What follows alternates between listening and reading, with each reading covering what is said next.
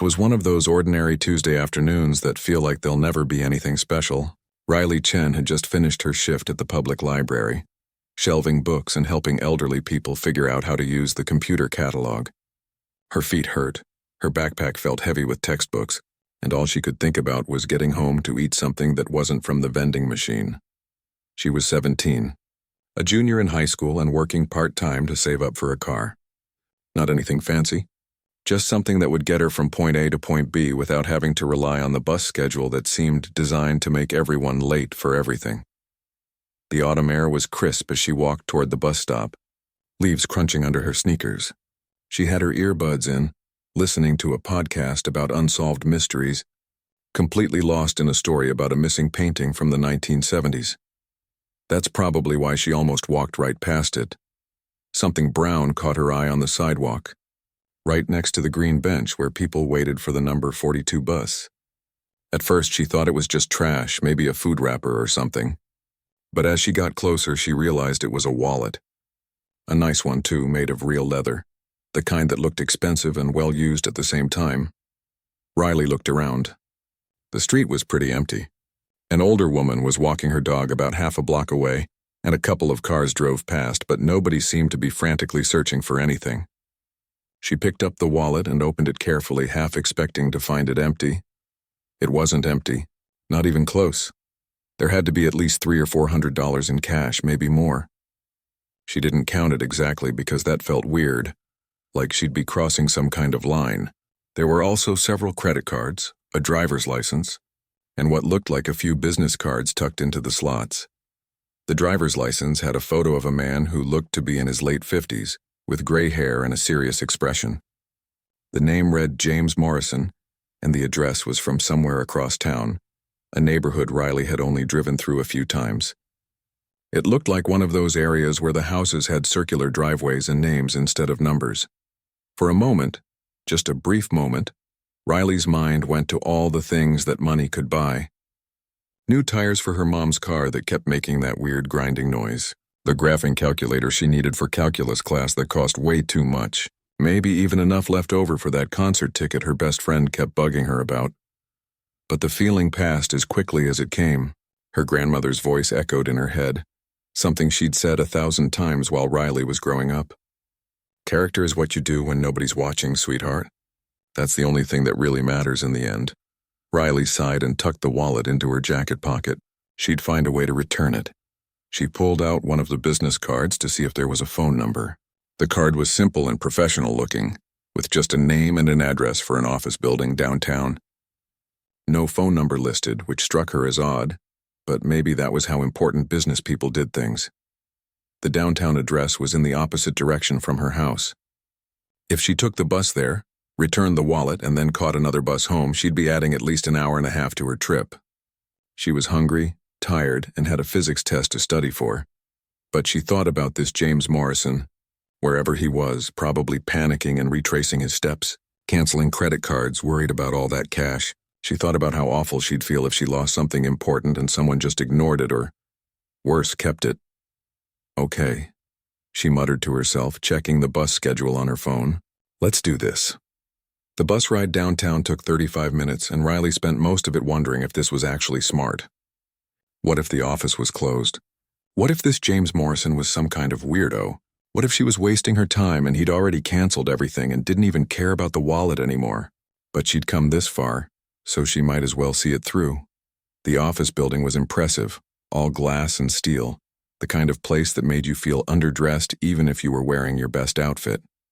Riley, in her library work polo shirt and jeans, definitely felt out of place as she pushed through the revolving door into the marble lobby.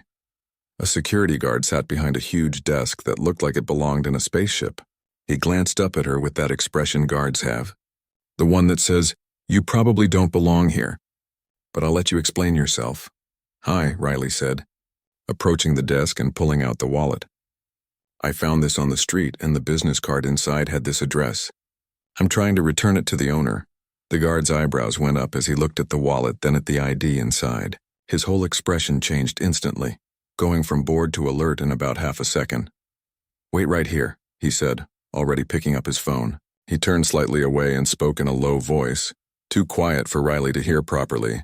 She caught a few words: lobby, found his wallet, teenage girl, but not much else. He hung up and looked at her with what might have been respect. "Someone's coming down right now." "That was very honest of you, young lady." Riley felt her cheeks warm. She never knew how to respond to compliments like that. "I mean, it's just the right thing to do," she mumbled. They waited in slightly awkward silence for about 3 minutes, though it felt longer. Then the elevator dinged and a man stepped out. It was the same guy from the driver's license photo, though he looked a bit more relaxed in person, less like he was being forced to stare at a DMV camera. "You found my wallet?" he asked, walking quickly toward her. His face showed genuine relief, the kind that made Riley realize he really had been worried. "Yeah, it was just sitting on the sidewalk by a bus stop," Riley said, handing it over. "I figured you'd want it back." James Morrison opened the wallet and quickly checked the contents, his shoulders visibly relaxing. "Everything's here," he said, looking at her with amazement. "All the cash, the cards, everything. Do you have any idea how rare that is?" Riley shrugged. "I guess most people are decent if given the chance." He laughed at that, a real laugh that made him seem less intimidating. "I wish that were true more often. Please, let me give you a reward. You came all the way downtown to return this." "No, that's okay," Riley said quickly. "I don't need anything. I just wanted to make sure you got it back." "At least let me send you a proper thank you," he insisted. "What's your name and address?" "I'll send you something, a gift card or something. It's the least I can do." Riley hesitated, but he seemed genuinely nice, and it felt rude to refuse such a simple request. She pulled out a scrap of paper from her backpack and wrote down her name and home address, along with her email just in case. "Riley Chen," he read aloud, smiling. "Well, Riley, you've just saved me from a very bad evening. Thank you, truly." They shook hands, and Riley left the building feeling pretty good about herself, completely unaware that her simple act of honesty had just set something much bigger into motion. Riley made it home around 6:30, which was later than usual, but not crazy late. Her mom was in the kitchen making stir-fry, and the smell of garlic and ginger filled the whole house. Her little brother Danny was sprawled on the living room couch, supposedly doing homework but definitely playing games on his phone. "You're late," her mom called out, not in an angry way, just stating a fact. "I had to return something someone dropped," Riley said, dropping her backpack by the stairs. "This guy's wallet. Had to take the bus all the way downtown." Her mom poked her head out of the kitchen, wooden spoon in hand. "That was nice of you. Most people would have just turned it in to the police." "Yeah, well, it had the address right there. Seemed easier to just give it back directly." Riley grabbed an apple from the fruit bowl and headed upstairs to her room. She had that physics test tomorrow, and she'd already wasted enough time on the whole wallet adventure. Time to actually be responsible about her own stuff. She was about 45 minutes into studying, trying to understand the difference between kinetic and potential energy for the millionth time, when Danny came bursting into her room without knocking. "As usual, dude, knock much?" Riley said, not looking up from her textbook. "Riley, you need to see this," Danny said, his voice having that weird, excited edge that made her finally glance up. His eyes were wide and he was practically bouncing on his feet. "What? There are like 1,000,000 black cars outside our house. Like huge ones. Come look." Riley felt a strange flutter in her stomach. "What are you talking about?" "I'm serious." "Come look." Against her better judgment, Riley got up and followed Danny to his bedroom window, which faced the street. She pulled back the curtain and felt her breath catch in her throat. Danny hadn't been exaggerating by much. There were 5 large black SUVs parked along their quiet suburban street, the kind with tinted windows so dark you couldn't see inside at all. They looked like something out of a movie, completely out of place among the minivans and sedans that usually lined their neighborhood. "What the heck?" Riley whispered. She could see some of their neighbors peeking through windows too. Mrs. Patterson from across the street was standing on her porch with her arms crossed, clearly trying to figure out what was going on. Old Mr. Chen, no relation but funny coincidence, was walking his dog very slowly, obviously trying to get a better look. "Do you think someone important lives on our street?" Danny asked. Before Riley could answer, she saw her dad's car pull into their driveway. He got out, briefcase in hand, and immediately froze when he saw the vehicles. Riley watched as 3 men in dark suits stepped out of the closest SUV. Her heart started pounding harder. This had to be a mistake. Maybe they were at the wrong house. Maybe this was for the Johnsons next door, who were always doing weird renovations and might have hired some kind of fancy security company. But then one of the men approached her dad, and even from the second-floor window, Riley could see her father's confused expression. The man in the suit handed her dad something. They talked for a moment, and then her dad looked up at the house with an expression Riley had never seen before. Shock mixed with confusion, mixed with something that might have been worry. Her dad pointed toward the front door, then looked up directly at Danny's window. Even from this distance, Riley could tell he'd spotted her. He made a gesture that clearly meant, "Come down here right now." "Oh no," Riley muttered. "What did you do?" Danny asked, eyes even wider now. "I don't know. Nothing." But as she headed downstairs, her mind was racing. The only unusual thing she'd done today was return that wallet. But that was a good thing. That was the right thing. Why would returning someone's wallet result in a bunch of scary-looking SUVs showing up at her house? Her mom was already at the front door, having heard the commotion. "Victor, what's going on?" she called to Riley's dad. "I'm not entirely sure," he said, coming inside with two of the suited men following him. "But apparently these gentlemen need to speak with Riley." Riley came down the stairs slowly, feeling like she was walking toward the principal's office times 1,000. The men in suits looked serious but not unfriendly. They had that professional, neutral expression that gave nothing away. "Riley Chen?" one of them asked. He was tall, probably in his 40s, with the kind of posture that suggested military background. "Yes?" Her voice came out smaller than she intended. "I'm Agent Patterson with Federal Protective Service. This is Agent Liu. We need to ask you some questions about an incident that occurred earlier today." Riley's mom stepped forward immediately. "What kind of incident? What's this about?" The man, Agent Patterson, held up a hand in a calming gesture. "Your daughter isn't in any trouble, Mrs. Chen. We just need to verify some information." "May we sit down?" Riley's parents exchanged a glance. That wordless communication that couples who've been together for years can do. Her dad nodded toward the living room. Danny had crept halfway down the stairs, trying to see what was happening without being sent away. "Danny, go to your room," their mom said without looking at him. "But now." Danny trudged back upstairs, though Riley was absolutely certain he'd be listening from the top of the landing. They all moved to the living room. Riley sat on the couch between her parents, feeling like she needed the support, while the two agents remained standing. Through the window, Riley could see more people in suits outside, talking into radios or phones. Whatever this was, it was serious. "Miss Chen?" Agent Liu began. She was a woman in her 30s with sharp eyes and a no-nonsense demeanor. "Earlier today, around 3:15 p.m., you found a wallet near a bus stop on Market Street. Is that correct?" "Yes," Riley said. "I found it and returned it to the guy. To James Morrison. He seemed really grateful." "Can you tell us exactly what happened?" "Every detail you remember," so Riley did.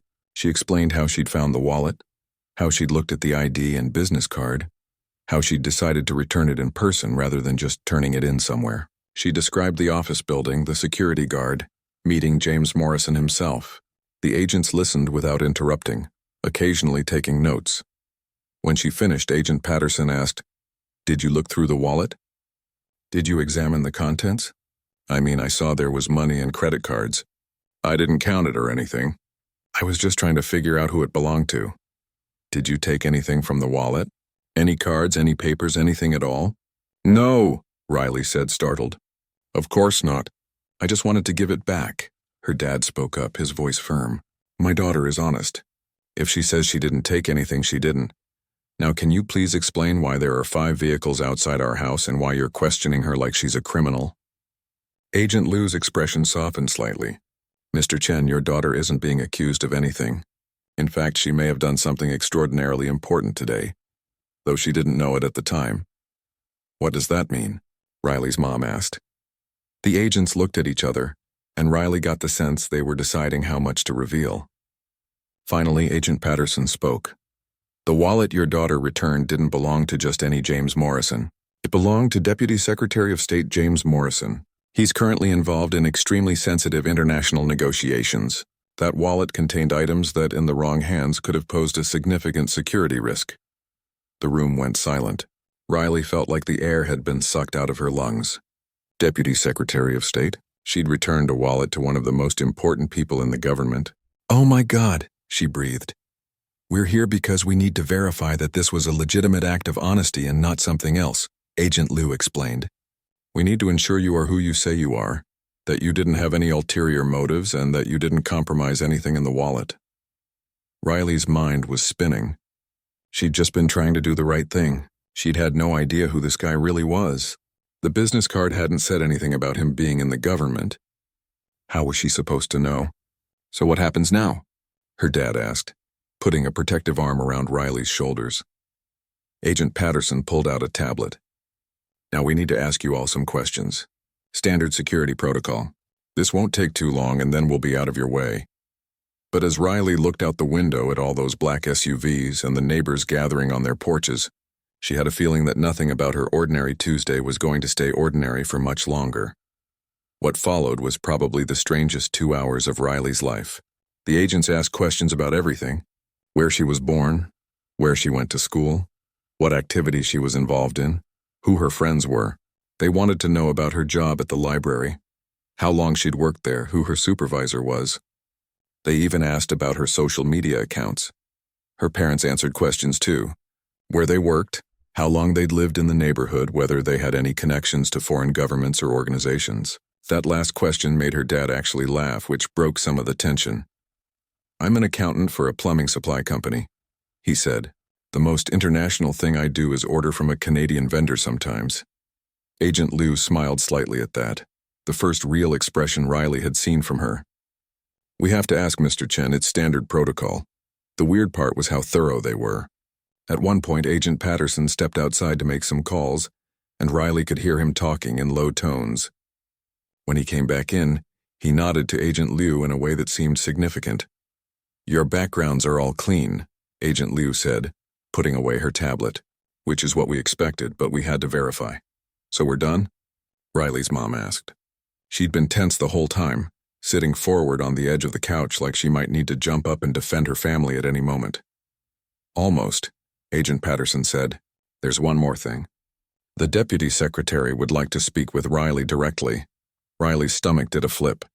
"What? Why?" "He requested it personally. He wants to thank you himself and explain why this situation is being handled the way it is." Agent Patterson pulled out a laptop from a bag Riley hadn't noticed before. "If you're comfortable with it, we can set up a secure video call right now." Riley looked at her parents. Her mom looked uncertain, but her dad gave a small nod. "Okay," Riley said, her voice barely above a whisper. "I guess that's fine."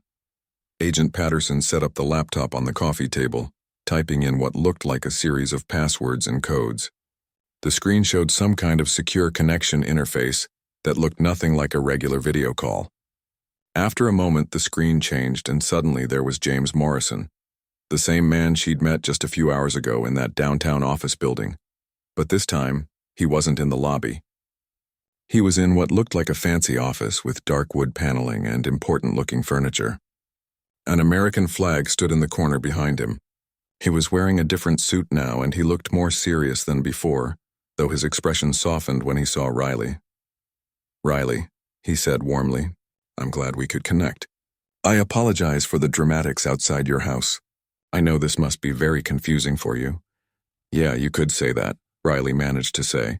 "I didn't know you were, actually important when I returned your wallet." He chuckled at that. "Well, I appreciate that you returned it regardless of who I was. That shows real character. Let me explain. What's happening? Right now, I'm in the middle of negotiating a very sensitive agreement between the United States and several other countries. The details are classified, but I can tell you it involves economic partnerships and security arrangements." Riley nodded, not entirely sure what to say. "That wallet you found contained more than just my identification and money," Morrison continued. "There were access codes, meeting schedules, and encrypted information related to these negotiations.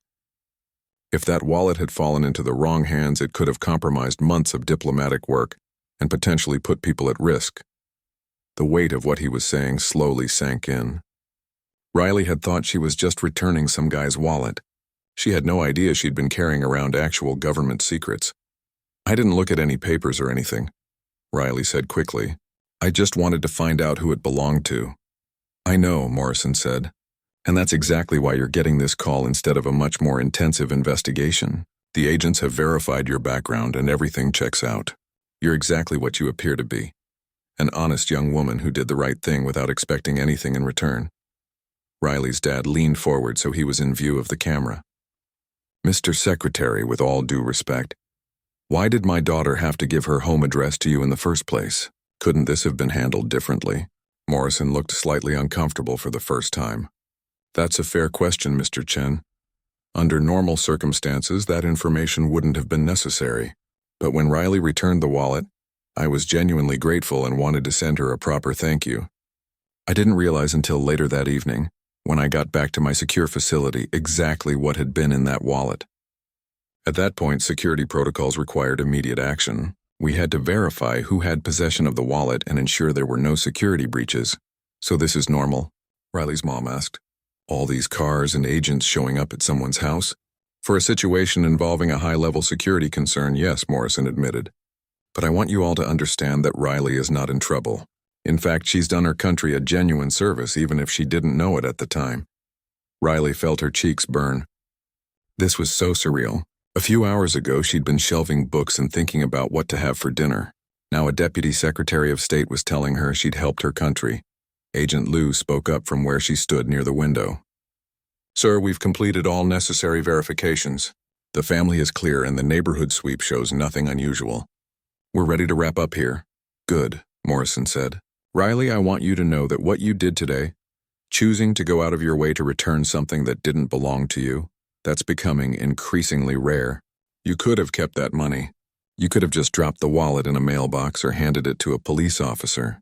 Instead, you took time out of your day, spent money on bus fare, and made sure it got back to its owner directly. He paused, and his expression grew more serious. That kind of integrity matters. It matters in ways that most people never see. Today, it prevented what could have been a serious security incident. But even if it had just been a regular wallet belonging to a regular person, it still would have mattered because that's who you chose to be. Riley didn't know what to say to that. Her grandmother's words echoed in her mind again. Character is what you do when nobody's watching.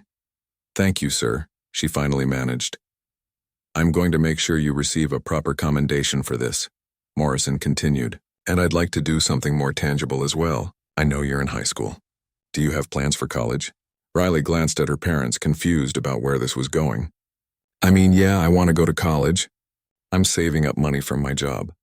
Haven't figured out exactly where yet. I'm going to arrange for you to receive a scholarship, Morrison said.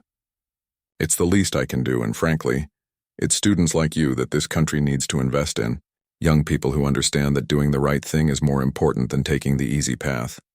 Riley's mom gasped softly. Riley felt tears prickling at her eyes. A scholarship? That would change everything.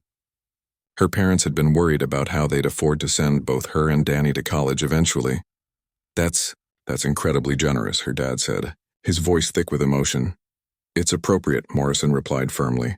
Agent Liu will follow up with the details. For now, I just wanted to personally thank you, Riley, and apologize for the disruption to your evening. The agents will be leaving shortly and you can get back to your normal life. What about the wallet? Riley asked suddenly. I mean, how did you lose it in the first place? Morrison smiled ruefully. I was getting into a car after a quick meeting downtown, juggling a phone, a briefcase, and a coffee. The wallet slipped out of my jacket pocket and I didn't notice until hours later. Rookie mistake for someone in my position. I'd been so focused on the negotiations that I let my guard down on basic security. You actually taught me an important lesson today, too. After a few more exchanges, the video call ended. Agent Patterson packed up the laptop while Agent Liu handed Riley's dad a business card with contact information. Someone from the State Department will reach out within a few days. About the scholarship details, she said. And if you ever have any concerns or questions about what happened today, you can call that number. The agents left quietly, and through the window, Riley watched as the black SUVs pulled away one by one. Neighbors were still standing on their porches, phones out, clearly having recorded the whole thing. Well, Riley's dad said, sinking back into the couch. That was unexpected. Riley's mom started laughing, a slightly hysterical sound. Unexpected? Victor, our daughter just got thanked by the Deputy Secretary of State for returning his wallet. Unexpected doesn't even begin to cover it. Danny came thundering down the stairs, having apparently given up on pretending he wasn't listening. That was the coolest thing ever. Riley, you're like a hero or something. I just returned a wallet, Riley protested weakly. But even as she said it, she knew that wasn't entirely true anymore. She'd returned a wallet, yes, but somehow that simple act had turned into something much bigger, something that would apparently change her future in ways she was only beginning to understand. Riley didn't sleep much that night.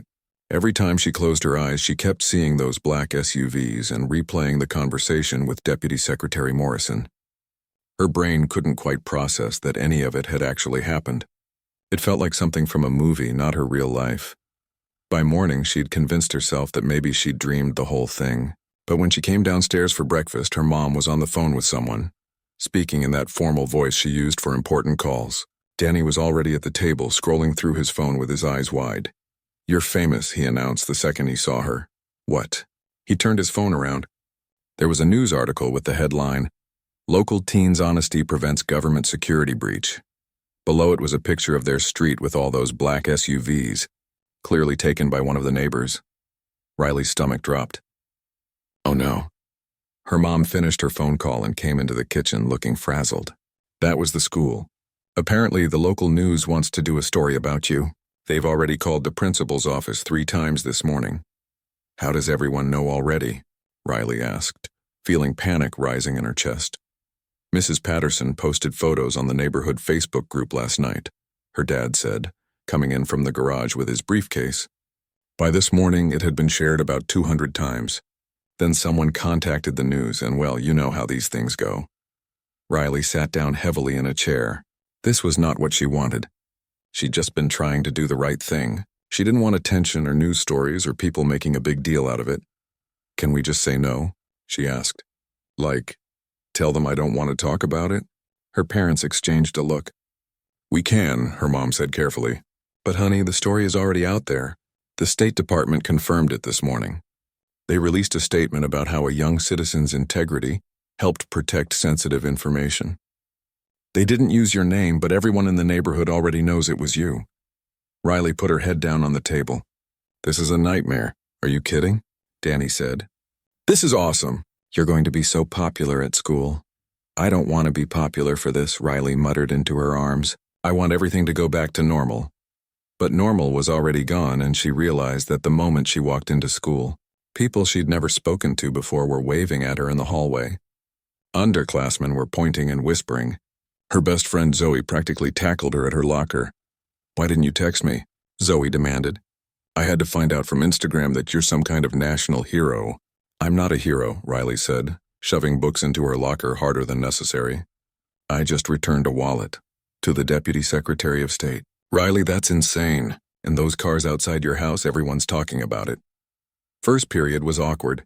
Her English teacher, Mr. Brooks, made a point of acknowledging her in front of the whole class, saying something about how proud the school was of her integrity and citizenship.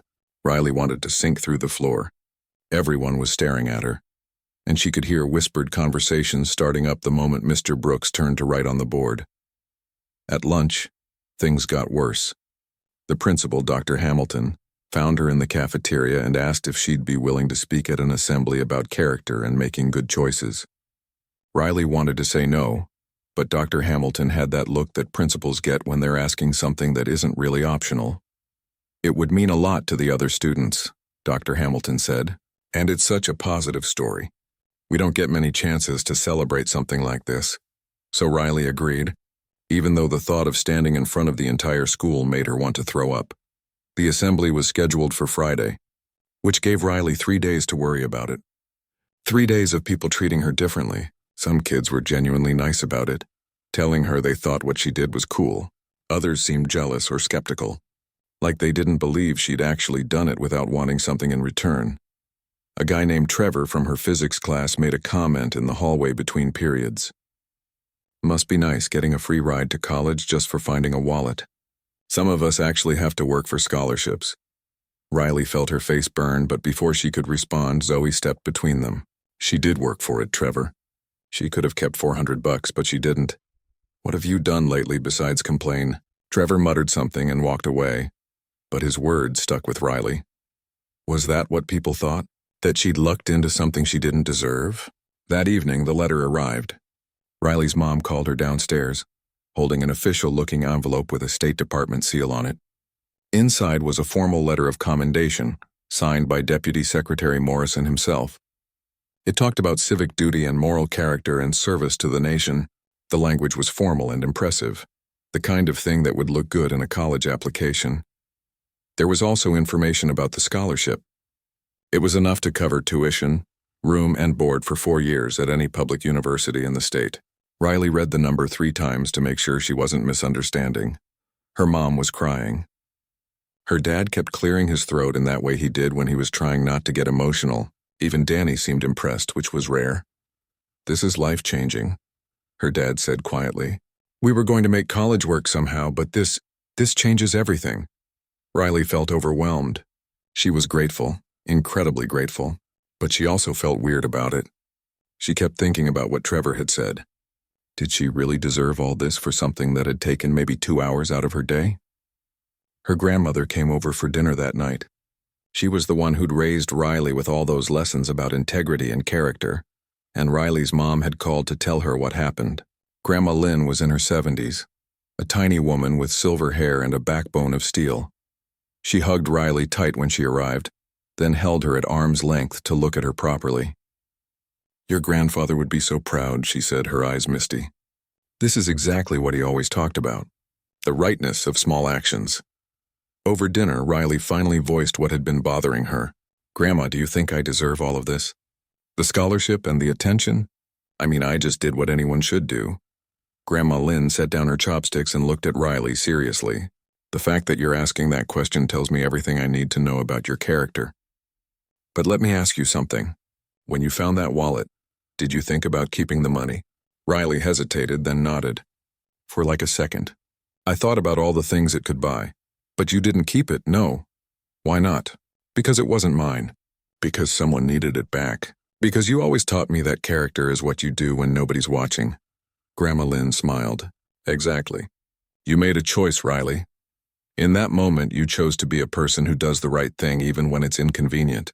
That's not luck. That's who you are. The scholarship isn't a reward for finding a wallet. It's an investment in the kind of person you've proven yourself to be."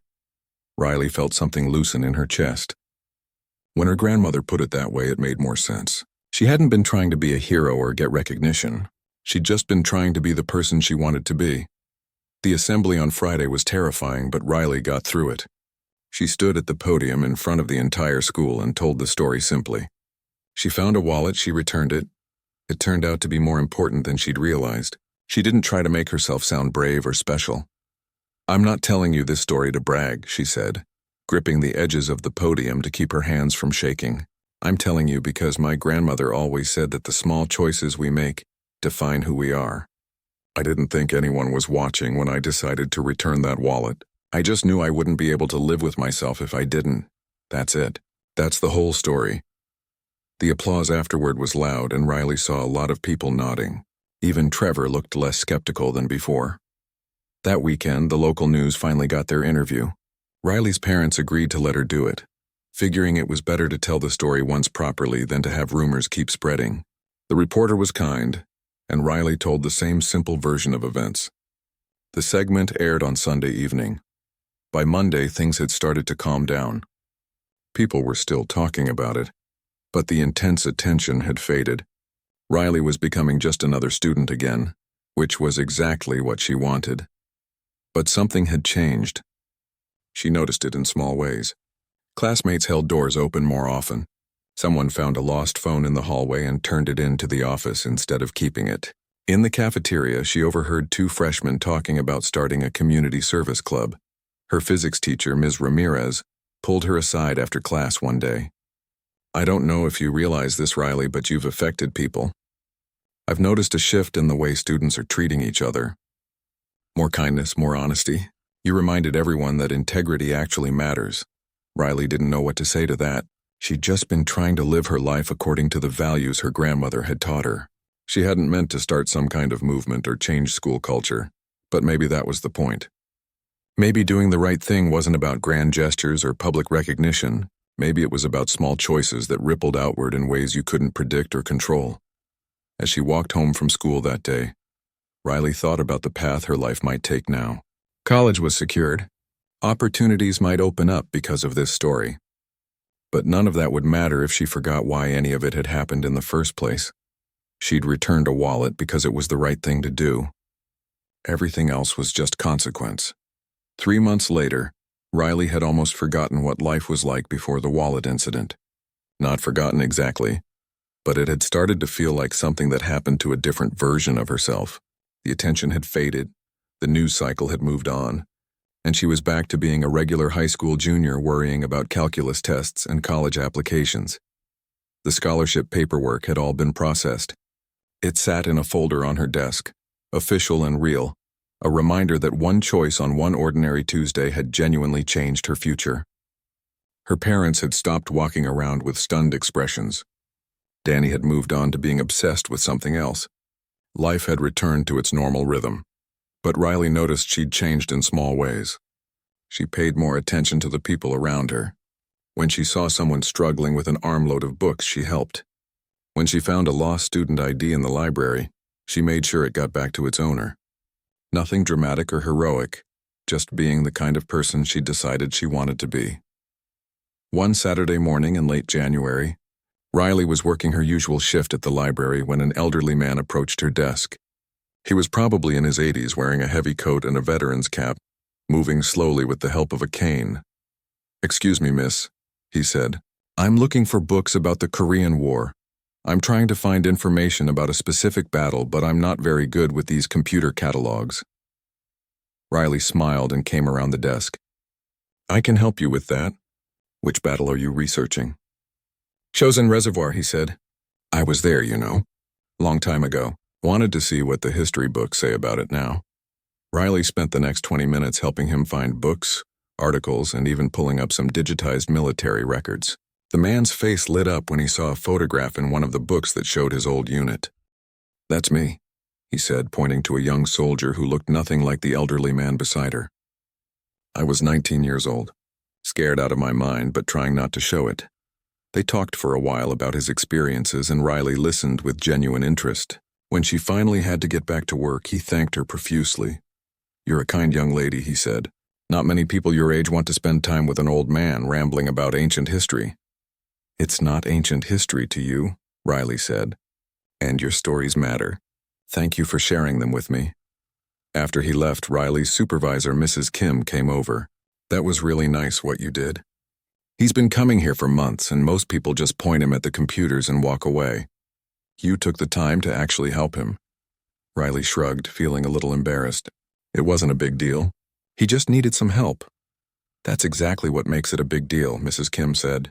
"The little kindnesses that nobody notices but everybody needs." That afternoon, Riley got a message on her phone from an unknown number.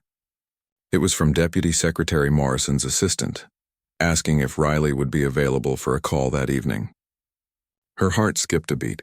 She hadn't heard from anyone at the State Department since the scholarship had been finalized. Had something gone wrong? Had they changed their minds? When the call came through at 7 that evening, Riley was a nervous wreck. But Morrison's voice was warm and friendly when he greeted her. "Riley, I hope I'm not interrupting your Saturday night," he said. "No, sir. Just doing homework." "The eternal student burden," he chuckled. "Listen, I wanted to give you an update. Remember those negotiations I mentioned? The ones that were so sensitive?" "Yes, sir. They've been successfully concluded. We signed the agreements last week. It's going to strengthen our relationships with our allies and create new opportunities for cooperation on some really important issues. Economic development, security partnerships, things that will affect people's lives in positive ways." "That's great," Riley said, not entirely sure why he was telling her this. "The reason I'm calling is because I wanted you to know that your actions played a role in that success. When that wallet went missing, I was panicked. I thought the entire negotiation might be compromised. The other parties might have lost trust. Months of work could have been destroyed. But because you returned it quickly, and because nothing was compromised, we were able to continue without interruption. You were part of making this happen, Riley, even though you didn't know it at the time." Riley felt a lump in her throat. "I had no idea it was that important. That's what makes it meaningful. You didn't help because you knew it was important. You helped because that's who you are." He paused. I also wanted to tell you something personal. After our conversation, after seeing what your simple act of integrity accomplished, I started thinking about my own choices. I've become more conscious about the small decisions I make every day. How I treat my staff, whether I'm really listening to people or just waiting to talk, whether I'm taking shortcuts when no one would notice. You reminded me that character isn't something you put on for important occasions. It's what you do all the time in the small moments. Riley didn't know what to say. The idea that she'd influence someone like him seemed impossible. Thank you for telling me that, sir. It means a lot. You're going to do great things, Riley. Not because of this one incident, but because of who you've shown yourself to be. The world needs more people like you. Don't ever change that. After the call ended, Riley sat quietly in her room for a long time, thinking. She'd spent so much time worrying about whether she deserved the scholarship, whether people thought she'd just gotten lucky, whether the whole thing was blown out of proportion. But maybe she'd been thinking about it wrong. It wasn't about deserving a reward. It was about choosing to be someone who did the right thing even when it didn't benefit her. The scholarship was just a consequence of that choice, not the reason for it. Her grandmother's words came back to her again, as they often did. Character is what you do when nobody's watching, but maybe there was more to it than that. Maybe character was also about understanding that even your smallest actions had meaning, that they rippled outward in ways you couldn't see or predict. She'd returned a wallet. That was all. But that wallet had contained information that helped maintain international agreements. Those agreements would affect trade and security and cooperation between nations. And somewhere down the line, that might affect individual people's lives, their jobs, their safety, their opportunities, all because she'd taken an extra hour out of her Tuesday to do the right thing. Spring came, and with it, college acceptance letters. Riley had applied to several schools, and thanks to the scholarship, she had real choices. She settled on the State University, a good school with a strong political science program. She'd been thinking about international relations lately, wondering about the ways individual actions connected to larger systems and global events. On the last day of school before summer break, Riley was cleaning out her locker when she found a note that had been slipped through one of the vents. It was from a freshman girl named Keisha that Riley barely knew. The note was short. I found someone's phone last week and I was going to keep it because mine is old and broken. But then I remembered your assembly talk and I turned it in instead. The person who lost it was really grateful. It felt good to do the right thing. Just wanted you to know that your story mattered. Thank you. Riley folded the note carefully and put it in her pocket. This was the real impact, she realized. Not the news stories or the scholarship or the conversation with a deputy secretary. It was this. One person choosing to be honest because they'd been reminded that integrity mattered. That summer, Riley kept working at the library. She helped elderly patrons with computers, showed kids how to find books they'd enjoy, and occasionally found lost items that she always made sure got returned to their owners. No black SUVs showed up, no cameras or interviews, just the quiet satisfaction of doing good work and treating people with kindness. Her grandmother came over for dinner one evening in August, right before Riley was set to leave for college.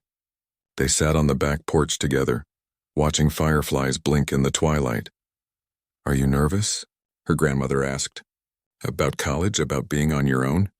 "A little," Riley admitted. "But mostly I'm excited. I feel like I know who I am now, you know? I know what matters to me." Her grandmother squeezed her hand. "That's more than most people figure out in a lifetime. You learned something important, Riley. You learned that the person you are in the small moments is the person you really are. Everything else is just performance." Riley thought about that wallet sitting on the sidewalk, how easily she could have walked past it or made a different choice, how that one moment had led to all of this, not because it was dramatic or heroic, but because it was honest. "I hope I can keep being that person," Riley said quietly. "Even when things get harder or more complicated." "You will," her grandmother said with certainty. "Because now you know that it matters. Not for rewards or recognition, but because the world is built from small choices. Yours, mine, everyone's. You're building the world you want to live in, one choice at a time." As Riley sat there in the gathering darkness, she thought about all the small choices she'd make in the years ahead, the people she'd help, the times she'd choose integrity over convenience, the moments when no one was watching, but she'd do the right thing anyway. She'd returned a wallet once, on an ordinary Tuesday, never imagining where that choice would lead. But now she understood that every choice was like that, carrying possibilities and consequences she couldn't predict. All she could do was keep choosing to be the person she wanted to be, and that, Riley realized, was enough. It was everything, actually. The rest would follow in its own time, in its own way. The fireflies continued their silent dance, each small light contributing to the beauty of the evening, and Riley smiled, finally at peace with who she was and who she was becoming.